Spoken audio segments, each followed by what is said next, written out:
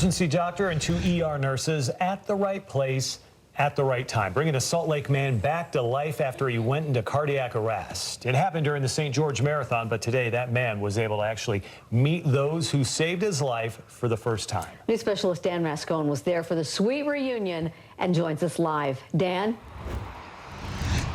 Yeah, a very sweet, joyful, and grateful reunion for all involved there. You know, 60-year-old Dan Sorensen literally died on the streets of St. George and brought back to life. Today, he met those professionals that saved his life. Love you guys. Complete strangers, now forever friends.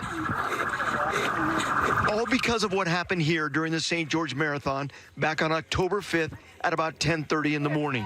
Look at these guys. Dan Sorensen, who is taking this video and cheering on family, suddenly collapses on the race course. Goes completely limp and hits the ground face first. I run it every year. Fortunately, just behind Dan, Mile 23, my brain's dead. Mike Henstrom, an emergency doctor at Intermountain Health Center. And immediately tried to open his airway. ER nurse Julie Street. Grateful to be a part of it all. And ER nurse Katie Smith from St. Mark's Hospital.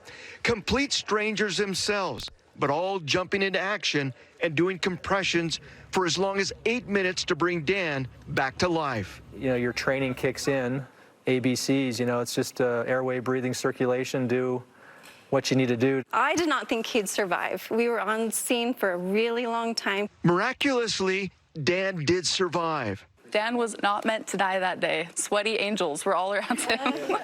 They just each jumped in, and Dan and his family couldn't be more grateful. just by some miracle happened to be right there. And that timing just had to be somewhat divinely orchestrated to have all three of them there.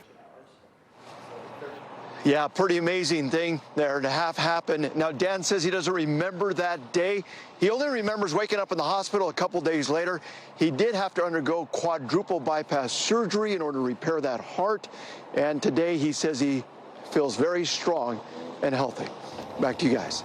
Well, sweaty angels. Thank heavens for those, Yeah, right? some of the best angels out there are sweaty angels. All right, Yep. thanks, Dan.